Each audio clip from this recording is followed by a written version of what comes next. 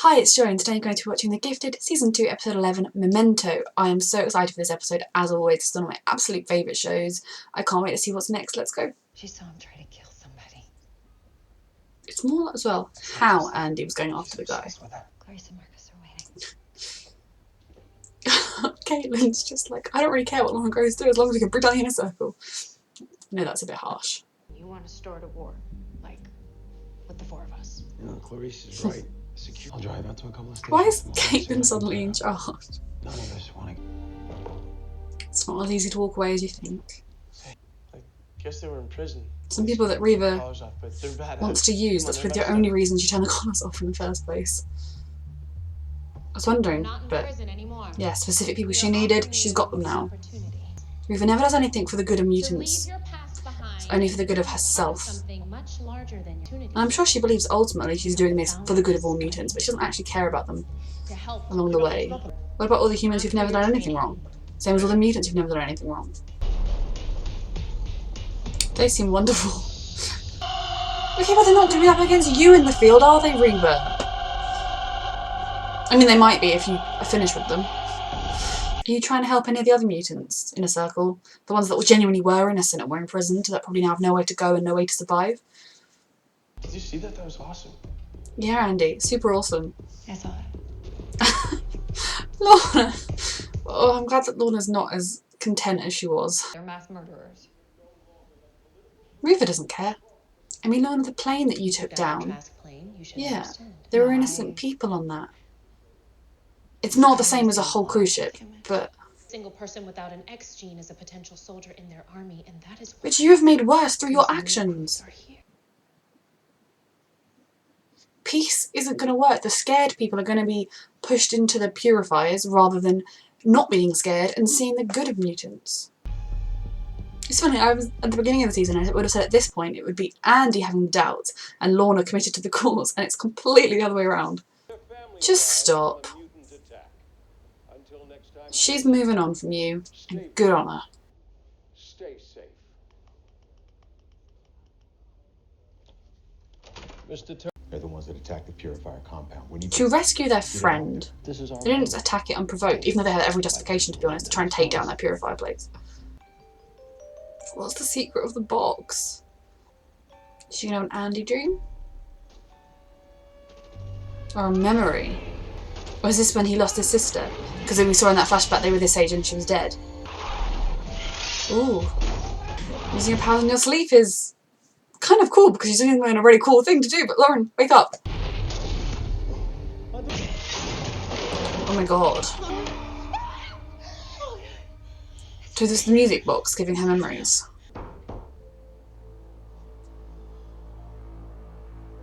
That doesn't sound like friendly knocking. Is this one with a noise complaint or? I got calls from your neighbors about noise. right. It's so hard when you get deposed as the head of your little group of angry racists. Poor guy. Don't like that he's on his own. I don't like any characters being on their own in these sorts of shows. Be careful, please, Marcos.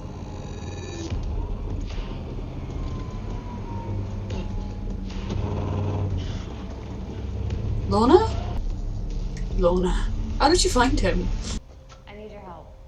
So you carjacked me. You decided to leave me for the inner circle. And you decided that I didn't get to be there when Dawn was born. And then you decided to give her away. And then you decided to kiss me out of nowhere. All And then true. leave again. She's planning something terrible. Seriously? It's not really a shock to anyone. But there are lines. There have to be. I'm glad there are lines. I'm sorry. Finally. Okay, I'm sorry. How I treated you was wrong. Finally she's And saying you it. forgive me if I don't. I think she's felt it since she did it, but Help me because you are too good of a man. it hurts not to admit it, and he is a good man. At love.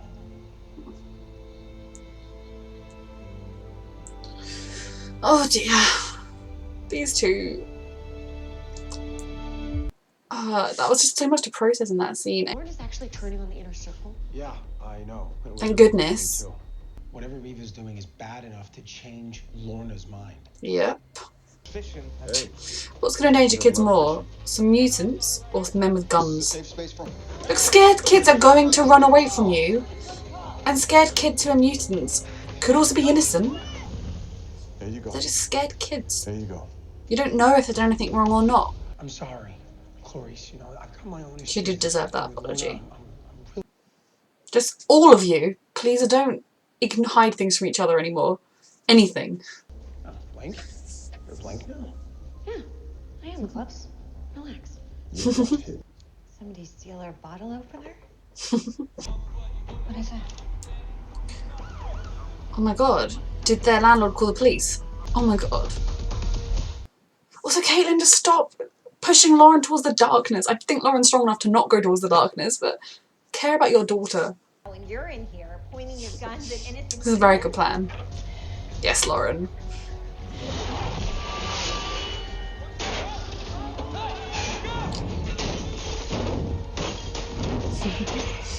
I'm so glad she's developed the powers untrained. It's your ex, isn't it? The one you told me about, you still have feelings for her? It's a lot more complicated than that. No, But basically, yes. she treated me like garbage, and she tore the world to pieces. You can only be that angry at someone you love. It doesn't take strength to hate someone. It takes strength to forgive them. I really like her. And I'm glad Marcus finally got what he was feeling off his chest, if it was to someone that he doesn't know very well. But that's often easier that way. If you chose to join us. She knows that's her options. She can make the choice without you pressuring her. Either way. I won't let people die because I did nothing. You could give all the people who have joined the Morlocks the choice of helping or not helping. Some of them might help. Why did you run? Because scary men with guns with mutant-hating symbols on them came in. Uh-huh. Y'all like the Klan. My granddaddy didn't need a reason. How can you even look in the mirror? This isn't about hate. I don't have a problem with mutants. That's a good joke, Following Jace. the law. Just Is that one of your purifiers killing a mutant? This is who you're with, Jace Turner. Not about hate, is it, Jace? what did you do? Ted. You used to work in What law did you do? enforcement. It's quite obvious what he did. It's what hate and fear does. Give stupid little men a reason to shoot people. Like he was sitting down. And I wonder why they ran from you. In prison. Do you know what that means? Well, then you shouldn't have shot someone or been part of a hate group in the first place. I need anything you can give me. How about the truth? Are you still a good person as you claim to be? Mr. Wilson stood his ground. Stood his ground. Ugh. I feel like Jace Turner's someone who believes in God. He knows he's going to hell. I thought we were on the same page here, Kate. No. No, you haven't been all season, You Reed. decided we needed to be on your page. We are not holding Lauren back. You also could have told him that you thought that, Caitlin. Like, it can go both ways. I can handle this. It's Lauren's choice at the end of the day. It's my fault. I'm glad she's accepting that she wasn't perfect in her actions. It's really important for her character and for any chance of their relationship, but for Lorna as a person, most importantly. You have to know that I never did. This is a really important conversation for them. I think it's things that she should have, and I get why she didn't say them, said a lot earlier to help him through the process of losing her to the inner circle, but I understand why it's much harder to actually admit these things. And it's a very messed up situation, but their love for each other is true, and both of them have only ever done what they believe to be right, and they can still make the Aurora Borealis, and I'm very emotional about that. And I did wonder when this scene started near a bed if it might end with the bed. Life's so hard when you just consistently make terrible choices that you know you're making a terrible choice and you just do it anyway. Oh, it's just, no, don't be his wife. Getting back in touch with him because he's a hero. No, please be safe. This will be the greatest tragedy of the show if it's his wife. Paula. No! Hey, Jace, I've been watching the Ryan Hour. Well, that's a stupid idea. It's Fox News propaganda bullshit. Saving those kids. You know that's not what you did, don't you, Jason Turner, huh? Grace would be proud of you. Grace Yeah, I would know about that. think you were a monster. But I gotta go. Jace. That's probably the only good choice he's made recently. Keep her out of your messed up life. Are you scared to lose someone else that I love? John, I don't want to lose you too. Here, I love them so much. I think they've had some really important conversations and things said this episode. Gather your people. See, this could have helped John not spiral a lot sooner. You ready? We're ready. What? This is Evangeline. She's gathering the underground. To fight. Good. I'm scared of this bloody music box.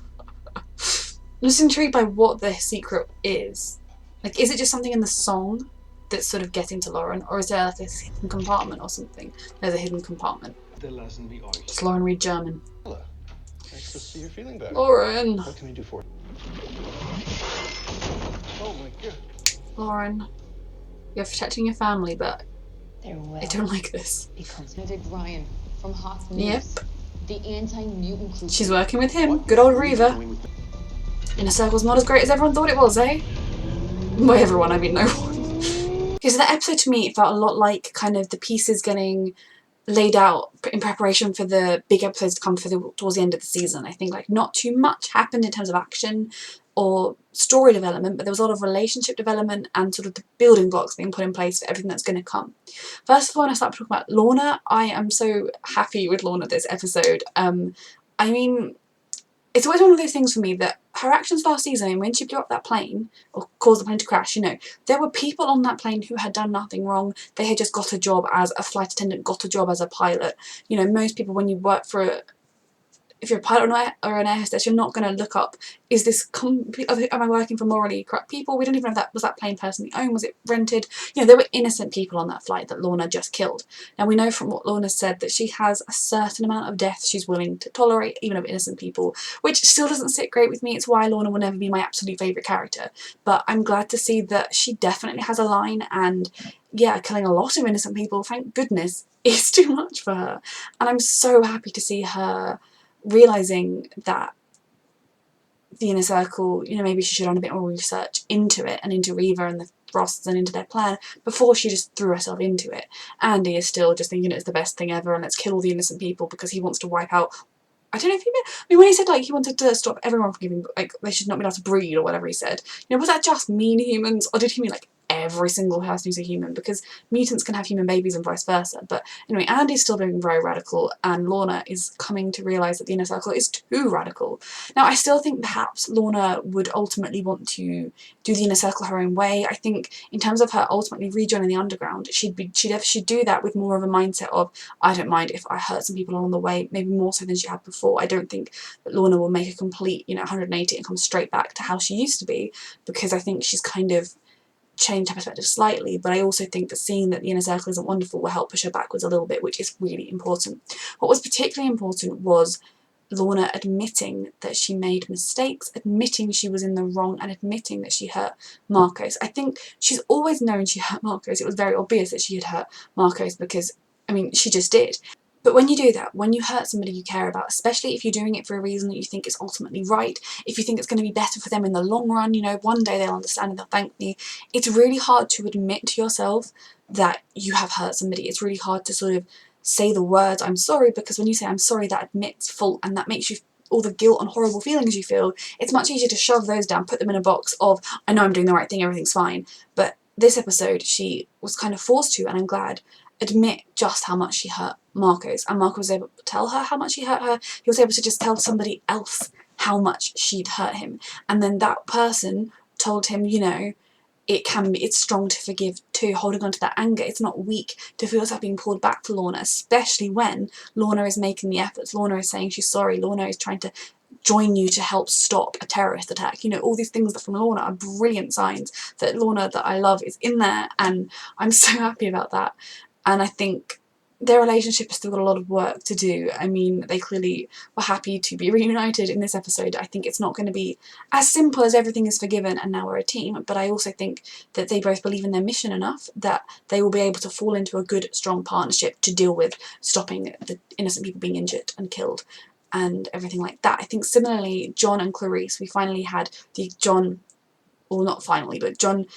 admitted to Clarice that he was sorry, that he just is scared of losing her, and when he thought that he might be losing her, he lashed out and he's sorry, it was a mistake, which, you know, we knew that he wasn't in a good place mentally, we knew he was spiralling, and I think it's important that he did apologise and that Clarice was able to admit that she's scared of losing him too. And I think in a way that was part of her Because I think she was really like angry at Marcos for being angry at her about going to the Morlocks, and I agree, I think Marcos was a little too far in that, but she had been lying to them and pretending she wasn't going to the Morlocks. I think if she'd been completely open about seeing the Morlocks, it would have been a little different. But I was also glad that she called Marcos out on the fact that he had been a little overzealous in his anger towards her, and I like that he apologised, and you know, we all know that part of the reason he got so angry about all of that was because he is just in a world of hurt and in a messed up place because of everything that Lorna did, and probably seeing his best friend's girlfriend go behind his back and lie to him, potentially joining another group. That's what Lorna did to him as far as he can see it. So you can understand all the motivations of all of the characters, and I'm so glad that we finally got this kind of apologies. Those apologies we're moving towards a good place with them, and it makes me so happy, and I just want going forward no more of this infighting. Then we had Reva Page meeting up with Benedict Ryan, is that his name? The horrible Fox News-esque TV anchor who just spews hatred and lies like Fox News does in the real world. And oh, what are they doing? So they looked like they were exchanging information. So Reva, for all of her high and mighty doing this for all mutant kind, not only is she not fussed about working with terrorists who murder thousands of people, not only does she actually only release all the prisoners and turn off the collars so she could get those 3 people, she couldn't care less about mutant kind. You know, I'm sure she'd love to build a mutant homeland and have mutants there to be safe, but then all the mutants there would look at her as the great wonderful Reva who saved them. I think Reva is showing her true colours a lot. Now, I mean, she's not a moustache-twirling black and white villainous villain. She is still a person with complex things. We know why, what pushed her this way, and it was seeing her best friend be murdered by purifiers. You know, like, I get that Reva isn't just evil, but I think Reva isn't this great hero for mutant kind that she would like to believe, and I think that is the greatest flaw of the Inner Circle, that they don't have enough. Their line that they're willing to cross any line to achieve their goal, and all that they have done is give the purifiers and people like that news anchor, although who knows what he's actually up to now as well, a platform to stand on. You know, any act of violence by a particular minority, even if it shouldn't do, even if it's a minority of the minority like it is with the Inner Circle, it gives all the horrible racist hate people more of a leg to stand on. Now, that doesn't excuse them doing that. And then you have the ordinary people, the people that, you know, are more educated, that know more about mutants, will still be pro-mutant and still be pro-equality, but the people that haven't really in their lives had much cause to or felt the compulsion to investigate mutants particularly will just be scared, and they will be more likely to join the purifiers or at least be sympathetic towards the purifiers, and it doesn't make that okay, but the Inner Circle's level that they're willing to go to, you know, turning off the collars is brilliant. I'm so pro there being no mutant suppression collars. But you do have genuine mutants who are genuinely murderers and serial killers and rapists and arsonists and all these things that they are criminals. They don't deserve to be free, and if the only way you can suppress them is with a collar, then maybe some kind of mutant suppression thing is needed. Now, obviously, in the world that they live in, it was being used on innocent mutants, which makes it completely not okay. So I'm supportive of the collars being turned off, but I think at the same time, it has just created a larger mess and freed a lot of terrible people. But as we know, Reva's goal was to free 3 terrible people, so she did it. And she has instead, but what she's also done is alienate Lorna Dane, her potentially Polaris, you know, one of her greatest assets of her team. So I'm very intrigued to see where that's going to go. I wasn't expecting Lorna to see some sense, or at least get more of a, like, I think we have actually been seeing her get a little bit wary of the Inner Circle for a while now, but I still didn't think she would be going to the underground for help so soon. I also think Reva's going to be very aware, you know, Reva knows that Lorna's not happy about this, so they need to be on their guard with this, and I'm very intrigued to see where it's going to go next. Jace Turner is just an absolute terrible human being. He's an idiot, he's a hypocrite, he makes me feel sick. I don't even want to waste any time talking about him. The only good thing he did was tell his wife that he couldn't come and meet her because she just deserves to be living her life and to be happy and to be away from that sort of terrible influence that he is, and he makes me sick. Then we have the Struckers. Now, I think in a way, Reed and Caitlin are in the same boat they were in at the beginning of the season. They want very different things, they're in very different places, their opinion on how to deal with the situation they've been faced with is very different. But they both just assume they're correct, they both assume they're in the right, and neither of them really talk. So, okay, yeah, it's true, when Reed was talking to Caitlin about his fears about Lauren, Caitlin didn't really say, oh, I disagree with you. I mean, I think she started when they got interrupted, but when she held it at him as like, you just want to do it your way. Well, you didn't tell him you didn't want to do it his way. Instead, she went to see Lauren, to talk to Lauren by herself without Reed. if she'd talked to Reed about it and said, well, I actually support Lauren going into her powers, I think it's a necessary risk, then Reed could have said, okay, but I'm worried that she'll get sucked into the darkness like Andy. You know, they could have been good parents and discussed it and either come to an agreement that, you know, we're going to deal with this problem like this, or been like, okay, we're going to do it our own way and we're going to be open with Lauren about the fact that we disagree with this situation. I think Lauren is, she was 17 in season 1, so she's potentially 18 now. You know, she's a child, she's their child, she's still very young, but she's old enough to be making her own choices. And as parents, I think when your child is that age, you can't just be telling them what to do. You need to give them kind of advice more. So it's hard. Like, I am 100% pro Lauren training. All season, we've all been saying, Lauren needs to learn to train. Lauren needs to train her powers. Lauren needs to get more active with her powers. And I'm 100% supportive of that. What worries me, is that I've been saying for a while now, is that if the Fenris bond is somehow corrupting, if it turns you dark, if it sucks you into darkness and sort of going a bit crazy, if that's actually, for all we know, the original Von Strucker siblings were lovely, good people who got sucked into this bond because of the strength of their power or something, that terrifies me for Lauren. Now, if Lauren, I mean, so we saw at the beginning of the episode when she had that dream and it was of the original Von Struckers. I think the music box is probably partly playing into that because kind of, you know, I've read in other sort of science fiction things about genetic memory as a concept. So if you have kind of that idea that through the mutant gene and they've got the same Fenris things, you can kind of remember having the music box playing the tune and that the original female Von Strucker sibling, she loved the tune, would sort of draw Lauren into that. And then using her powers, Andy, I suppose, maybe used his powers more often, and is that what's made him go a little bit more unstable and a little bit more crazy? Because it's one thing to be willing to use your powers to defend yourself and potentially hurt someone in the process.